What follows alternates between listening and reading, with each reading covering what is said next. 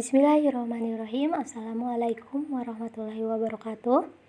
Pada video kali ini kami akan menjelaskan tentang praktikum plasmolisis pada mata kuliah praktikum fisiologi tumbuhan. Yang terhormat kepada dosen pengampu Ibu Hazah Asrianti Mas'ud SSI MPD dan asisten praktikum Muhammad Syahdan Al-Fajar. Kami dari kelompok 3 yang beranggotakan ada Saudari Listi Sofiani dengan NIM 11920600053. Yang kedua ada Muhammad Ihsan dengan NIM 11920600057. Dan yang ketiga ada Nadifa Rodatul Asi dengan NIM 11920600062. Dan yang keempat ada saya sendiri, Noviani Rahmat dengan NIM 11920600068. Yang selanjutnya pendahuluan, di mana praktikum ini bertujuan untuk menganalisis terjadinya peristiwa plasmolisis dan deplasmolisis pada jaringan epidermis, yaitu yang dilakukan pada tanggal Kamis 14 Oktober 2021. Selanjutnya ada dasar teori. Plasmolisis merupakan peristiwa atau respon yang terjadi akibat adanya proses osmosis yang terjadi. Plasmolisis merupakan respon dari sel-sel tumbuhan yang terpapar oleh adanya larutan hipertonis. Hilangnya turgor menyebabkan lepasnya protoplasma yang melekat di dinding sel.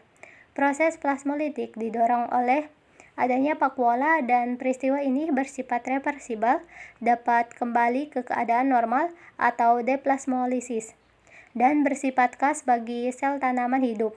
Penelitian ini memiliki tujuan untuk menganalisis sesuai pada kegiatan praktikum pengamatan plasmolisis pada sel tumbuhan rheodicolor yang biasa digunakan oleh guru sebagai bahan ajar dan diberikan pada peserta didik. Selain itu, hasil analisis lembar kerja peserta didik diuji coba dan direkonstruksi oleh peneliti yang bertujuan menghasilkan lembar kerja yang lebih baik. Menurut Intania pada tahun 2020. Alat dan bahan yang digunakan dalam praktikum kali ini, yang pertama ada alat mikroskop, yang kedua kaca objek dan cover, yang ketiga pisau silet, dan yang keempat pipet tetes. Kemudian bahan yang digunakan dalam praktikum kali ini adalah daun roheo discolor atau daun Adam Hawa, yang kedua gula atau sukrasa, dan yang ketiga garam atau NaCl. Langkah kerja pada praktikum kali ini, yang pertama ambil selapis tipis permukaan epidermis bawah roheo discolor menggunakan atau katukan 1-3 cm. Kemudian potongan tersebut diletakkan pada gelas preparat dan ditetesi 2-3 tetes air. Setelah ditutup dengan gelas penutup atau cover gelas, diamati di bawah mikroskop dengan 2 perbesar rendah. Selanjutnya, sel-sel berwarna di dekat tepi irisan diamati, antara lain adanya sel-sel yang tidak berpigmen, adanya nukleus dan organel jika mungkin terlihat, lainnya di dalam sel-selnya. Kemudian ditambahkan 2-3 tetes sukrosa 1 m di antara gelas preparat dan kaca penutup melalui salah satu sisinya. Air yang berlebihan diserap kertas tisu di tepi kaca penutup yang berawanan. Penambahan tetesan larutan sukrosa terus dilakukan sehingga ikut terserap oleh kertas tisu dalam kaca. Amatilah penurunan volume protoplas dan perhatikan benang-benang sitoplasmik tak berpigmen tetap melekat pada dinding sel dan catat waktu untuk proses tersebut. Sekarang letakkan sehelai kertas tisu untuk menyerap keluar larutan sukrosa dan tambahkan lagi beberapa tetes air di sisi kaca yang berawanan. Amatilah proses deplasmolisis yang terjadi dan catat waktu yang diperlukan untuk berlangsungnya proses tersebut pada satu sel. Lakukan prosedur 5-10 untuk larutan NaCl 1 m. Bismillahirrahmanirrahim. Di sini saya Listiani Sosopiani dengan NIM 11920600053 akan membacakan mengenai pembahasan dan tabel hasil penelitian untuk plasmolisis hari ini. Kita bisa lihat tabel hasil pengamatannya. Nomor 1 itu perkelakuannya air biasa atau air destilasi. Deskripsi pengamatan selnya. Nah, sel pada roheo discolor saat diberi air tidak terdapat perubahan atau tidak terjadi plasmolisis. Sel-selnya normal atau bisa disebut kan terjadi deplasmolisis. Nah, waktu plasmolisisnya itu cukup lama atau cukup lambat gitu atau lama. Nah, untuk yang kedua yaitu larutan sukrosa 1M. Sel pada reddish color saat ditambahkan sukrosa akan mengalami penyusutan dan protoplasma perlahan-lahan terlepas dari dinding sel dan akhirnya bagian berwarna ungu mulai menyusut. Nah, kira-kira waktunya itu 3 menit.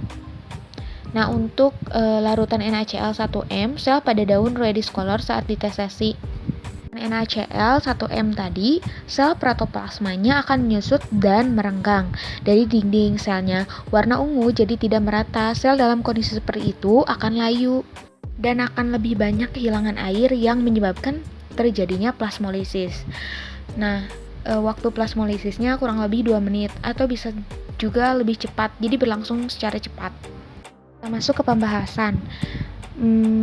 Dari air biasa atau air destilasi, berdasarkan hasil pengamatan pada praktik plasmolisis pada saat diteteskan air, kondisi sel daun reddish color dalam keadaan normal. Nah, terlihat bagian-bagian sel berbentuk rongga segi 6 dengan sitoplasma berwarna ungu memenuhi dinding sel. Air yang ditetesi membentuk lingkungan isotonik baik di dalam maupun di luar sel sehingga bentuk selnya itu normal. Nah, sedangkan untuk larutan sukrosa 1M itu dengan meningkatnya jumlah konsentrasi sukrosa, maka peristiwa plasmolisis akan semakin meningkat, yaitu hilangnya tekanan tumor akan menyebabkan lepasnya protoplasma dari dinding sel, sehingga menyebabkan sel-sel epidermis pada reddish color itu plasmolisis. Hal ini disebabkan karena potensial air yang berbanding lurus dengan potensial osmotik. Dengan demikian, plasmolisis akan terjadi jika pelarut di dalam sel lebih tinggi dibandingkan di luar sel. Beberapa faktor yang mempengaruhi kecepatan plasmolisis adalah perbedaan konsentrasi dan juga suhu. Sedangkan untuk larutan NaCl 1M itu ketika sel pada daun reddish color itu ditetesi larutan NaCl 1M, maka mengalami plasmolisis juga. Hal ini dikarenakan garam dengan konsentrasi tinggi atau hipertonik dan dapat menyebabkan sel tersebut akan kehilangan air dan juga tekanan tumor yang menyebabkan tumbuhan tersebut lemah.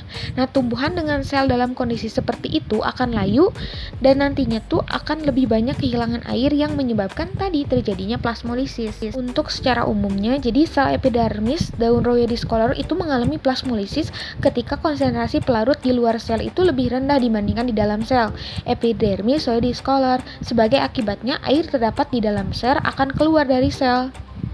Selanjutnya, sel mengalami proses dehidrasi dan terjadinya pelepasan membran sel dari dinding sel yang disebut dengan tadi plasmolisis. Pertanyaan pertama, dari fenomena yang Anda amati, berikan penjelasan kapan terjadinya plasmolisis pada daun jaringan epidermis reddish color. Sel epidermis daun reddish color mengalami proses plasmolisis ketika larutan yang konsentrasi zat terlarutnya di luar sel lebih rendah dibandingkan dengan di dalam sel epidermis reddish color.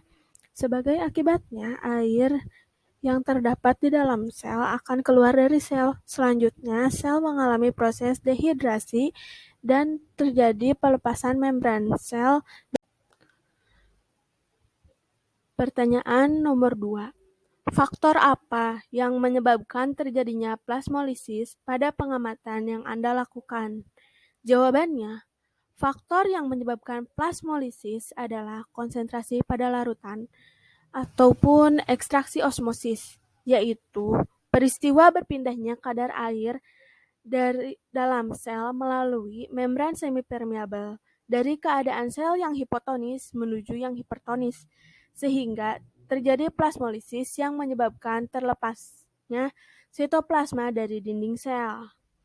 Jadi, faktor utama yang menyebabkan plasmolisis adalah kondisi lingkungan yang hipertonis. Pertanyaan nomor 3. Buatlah sebuah hipotesis jika larutan, baik sukrosa maupun garam, yang dibuat dengan konsentrasi yang lebih rendah, misalnya 0,1 m, berikan analisis Anda.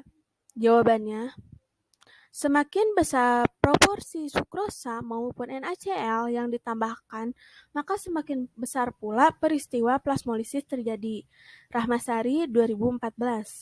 Berdasarkan teori di atas, dapat dibuat hipotesis plasmolisis ketika larutan yang dibuat dengan konsentrasi yang lebih rendah, misalnya 0,1 m, maka plasmolisis akan semakin lama dan mungkin sulit untuk terjadi.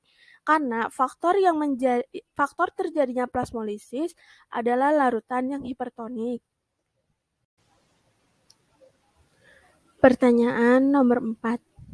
Dalam konteks fisiologi tumbuhan, apa keuntungan dan kerugian proses plasmolisis ini untuk keberlangsungan hidup suatu tumbuhan?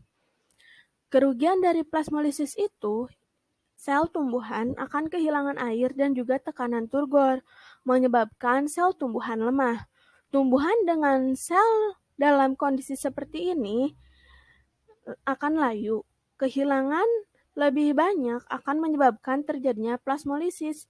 Tekanan terus berkurang sampai di suatu titik di mana protoplasma sel terkelupas dari dinding sel, menyebabkan adanya jarak di antara dinding sel dan membran. Kelebihan dari plasmolisis itu sendiri menurut kami yaitu karena tumbuhan juga perlu menjaga sirkulasi air. Melalui plasmolisis ini, air akan dikeluarkan dan digantikan dengan air yang baru melalui proses deplasmolisis. Pertanyaan nomor 5. Dari hasil pengamatan Anda, berikan kesimpulan Anda tentang fenomena plasmolisis ini. Jawabannya, sel epidermis pada daun Rhoeodiscaler, selnya berwarna ungu dan tersusun rapat. Semakin tinggi tingkat konsentrasi glukosa maupun NaCl dan semakin lama waktu untuk mendiamkan, maka semakin banyak pula membran plasma yang lisis. Sel tumbuhan dimasukkan ke dalam larutan hipertonis, protoplasmanya akan menyusut dan lepas dari dinding selnya. Proses ini disebut dengan plasmolisis. Plasmolisis dapat menyebabkan tumbuhan menjadi layu.